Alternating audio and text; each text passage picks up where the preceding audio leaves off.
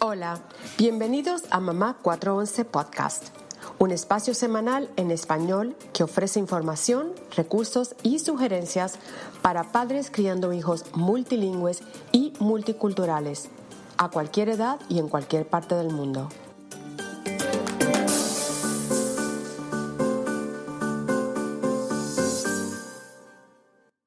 Hola Erika, bienvenida a un nuevo episodio. Bienvenidos a todos los que nos escuchan. ¿Cómo estás? Hola, ¿qué tal? Bienvenidos a todos. Mira, el tema de hoy me parece muy interesante y algo que nos puede ocasionar frustraciones y hasta dolores de cabeza si no lo abordamos de una manera positiva. Y es esto de cómo manejar el idioma mayoritario del país donde nos hemos mudado. ¿Qué te parece? Un tema que da para mucho, ¿no es cierto?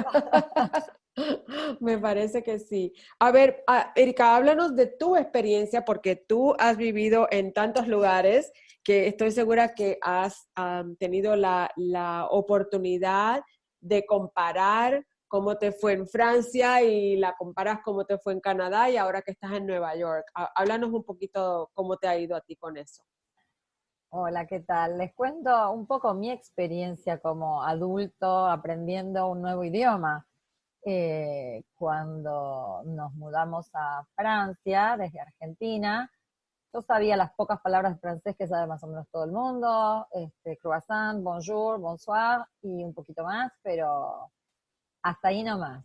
En una época en la que, por supuesto, estoy hablando esto desde el siglo pasado, entonces la tecnología tampoco ayudaba a facilitar las cosas, pero bueno, podíamos cargar libros y aprender de esa manera. ¿Se acuerdan de los famosos cassettes con las lecciones, así como hoy están las lecciones online? Teníamos los cassettes, después los CDs, muchas se deben acordar. Sí, sí, sí. De, Yo me de, acuerdo, pero yo soy más viejita que tú. de ese sistema, de ese sistema.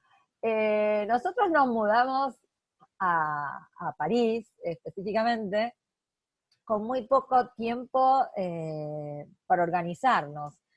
Surgió una posibilidad de trabajo y nos teníamos que mudar en 2 o 3 meses, lo cual nos daba solamente una posibilidad de cerrar todo, mudarnos, hacer papeles. Y entonces nos vimos en Francia, en un país con un idioma que conocíamos poco y nada, más nada que poco.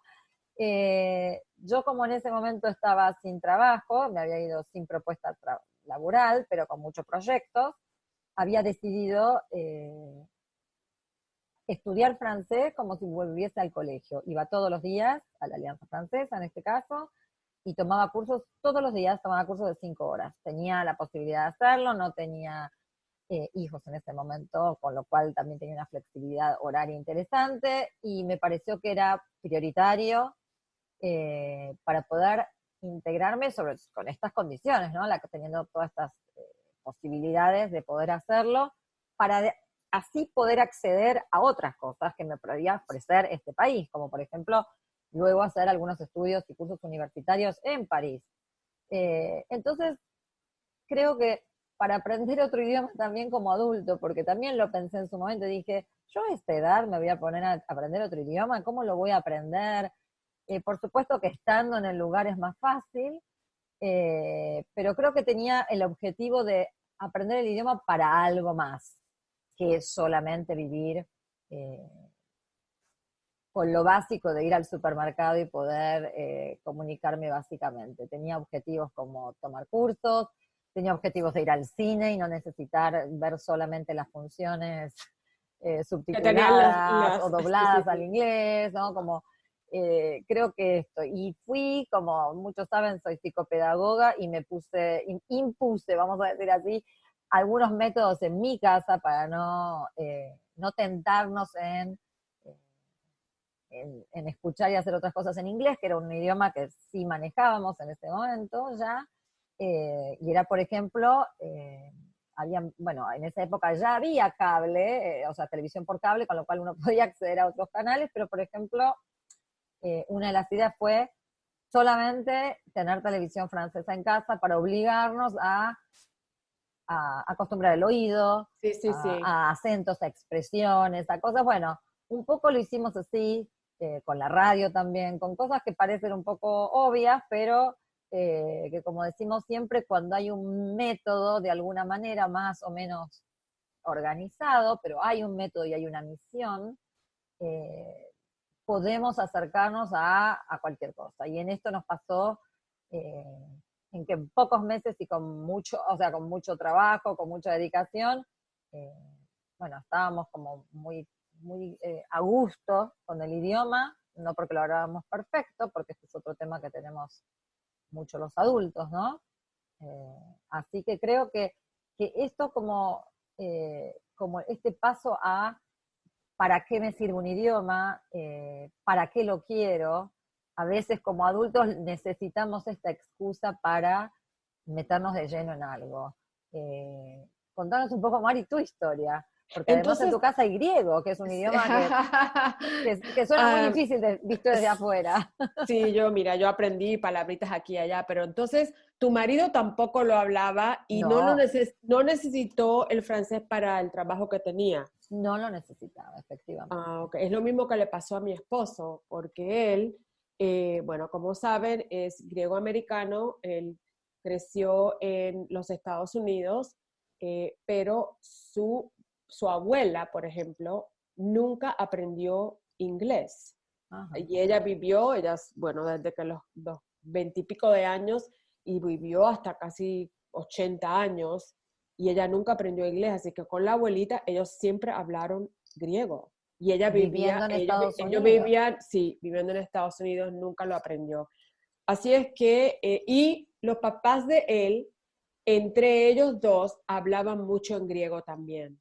Así que en la casa de él siempre se hablaba y ellos, cuando era pequeño en escuela elemental, iban, me parece que 2 o 3 veces a la semana salían de una escuela y se iban a la escuela griega por unas cuantas horas. Así que creció con ese segundo idioma que hoy día no lo habla, no lo practica porque sus papás ya fallecieron, y está su tía y su hermano, ellos entre sí hablan mucho griego allá en Ohio donde están, pero nosotros no vivimos cerca de ellos, así que no, pero sí tiene las veces que hemos estado de visita en Grecia, él se puede comunicar como a mí me pasa con el francés, que como lo estudié, pues una vez estoy ahí un par de días, pues y no me puedo comunicar. No es que sea súper fluyente ya, porque uno al cabo de los años, si no lo practicas, se te olvidan Así cosas.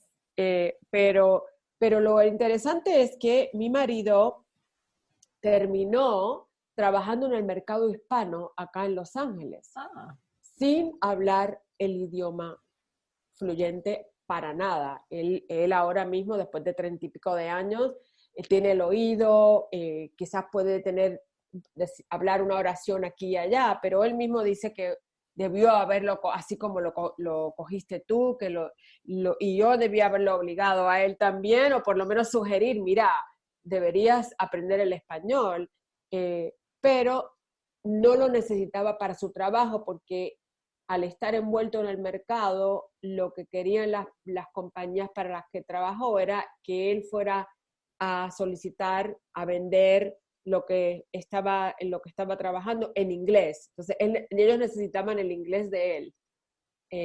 Así es que así fue como se pudo defender en el mercado hispano. Y le fue muy bien y hasta el día de hoy. Pero yo hubiese querido ser tan consistente como tú y yo pienso que en algunos momentos durante los últimos años él se arrepiente de no haber tomado clases, sino para poder llevar eh, una conversación más fluyente cuando lo necesita. Eh, pero esas son las decisiones que uno toma que a veces pues miras para atrás y dices, me hubiese gustado hacer esto o aquello, sobre todo en cuanto al idioma. Pero de todas maneras es un reto que nos pasa a todos cuando nos mudamos a otro país. Por ejemplo, cuando la gente latina que se ha mudado a Estados Unidos, que quiere sumergirse completamente en el idioma inglés, y entonces dejamos atrás el español, que no debe ser así. ¿Por qué no tampoco. convivir con ambos? Y menos mal que y hay personas como tú y como yo que estamos abogando porque no dejen el español en nuestras redes y la importancia de que nuestros niños crezcan bilingües, ¿no? Sí, y sobre todo me parece que bueno, que como siempre decimos, el idioma no es solamente una herramienta, sino que es una conexión con la cultura, y eso significa que habla mucho de identidad, de temas de identidad, ¿no? De dónde venimos, con qué nos identificamos, el legado cultural que traemos, ¿no? Que es mucho más que un vocabulario y reglas gramaticales. Oye, Erika, cuando yo estaba en Suiza estudiando, y que ahí fue donde aprendí el francés, me acuerdo, a ver, la primera vez que fui a París y para practicar el francés, pero lo tenía con acento americano y la gente me miraba como un poco, y me sentí como un poco frustrada y me sentí un poco avergonzada porque ellos se dieron cuenta muy rápidamente y yo lo que quería era, dame ánimo de que lo que estoy haciendo está bien Claro. en los pueblitos más pequeños la gente era muy cariñosa y te decía, no, se dice así o se dice así, uh, pero encontré que en las ciudades grandes era un poquito más, ¿cómo se dice? Hostiles, quizás. Sí, sí, sí, sí. No sé si todavía, esto fue hace años de años, no sé si todavía es igual, pero ¿hubo algún momento estando en París o en Canadá donde te sentiste frustrada o avergonzada porque o te hicieron sentir así la gente con la que estabas hablando? Yo creo que hay parte de lo que es del de otro y parte de cómo nosotros percibimos esto. Eh, a mí me parece que en el aprendizaje del idioma es un poco como con los chicos, ¿no? Los adultos. Hay un momento en el que vamos intentando, vamos balbuceando, aquí y allá, y hay un momento que de golpe nos lanzamos, ¿no? ¿Vieron como cuando pasa con los chicos que todo el mundo dice, ay, ¿por qué no habla? ¿Por qué unas palabras? Y bueno, cada uno tiene sus tiempos, sus procesos, y si un chico crece bilingüe, digamos, tiene un tiempo y por lo general se observa que comienzan a hablar más tarde. Creo que con los adultos sucede algo similar. Sumado a que tenemos toda esta impronta de tengo que hacerlo bien, soy un adulto, no voy a empezar a hablar como un chico de 5 años, entonces tenemos todo este peso de la mirada del otro, de que tengo un acento terrible o no tengo un acento, o no me acuerdo si esto se decía así o no se decía así. Y eso es lo que muchas veces nos pone una barrera, decir, bueno, no, mejor no, yo entiendo todo, pero no lo voy a hablar, ¿no? Como, entonces hay cosas muy personales al respecto que por suerte, por eso siempre decimos cuando uno empieza a aprender un segundo idioma en la tierna infancia, no tiene estos bloqueos, ¿no? De qué Ujú, van a ujú. pensar, no, parezco un chiquito que no sabe hablar, pero creo que tiene que ver más con uno y cómo uno se para. A mí me sucedió, por supuesto, tuve algunas experiencias que podíamos haber evitado con gente que tiene más o menos paciencia con el otro, pero me parece que también depende mucho de uno. Y que cuando uno tiene la intención y que cuando uno a veces, no digo que tenga que excusarse ni justificarse por adelantado, pero decir, bueno, evidentemente este idioma no es el mío y no es lo que mejor manejo, pero por favor, si estoy cometiendo errores, me podrías ayudar a ajustarlos, ¿no? Porque también pasa esto. Yo me pasaba que con mis amigos franceses les decía, yo necesito que me digan cuándo no lo estoy diciendo bien, porque es la única manera que tengo para aprender. Y entre Ujú. adultos muchas veces la gente no quiere corregirse entre sí Sí, sí, porque sí, o se no es, ríe, pero no, claro, no es que se esté bueno, riendo de ti, tal sino que cual. les está, pues, cómico, ¿no? Les está... Claro, es como que uno siente, ay, no le voy a estar señalando. Y yo muchas veces le decía a mis amigas, yo necesito ese feedback, necesito ese espejo de lo que estoy diciendo, o no, Sí, bien, porque es la única manera que tengo para aprender, es como ir al colegio. Entonces, si ya sí, estoy sí, viviendo sí. en un lugar y no me estás diciendo, bueno, a ver, no es terrible, quiero decir, pero probablemente lo siga repitiendo, entonces no tengo forma de ajustarme en eso. Y bueno, Sí, creo que sí. hay experiencias de ese estilo. A mí me pasó siempre, y creo que a muchos un poco con el tema de los acentos. Eh, bueno, por lo general la gente en París me preguntaba si era de Francia, de otro lugar, porque evidentemente tenía un acento más como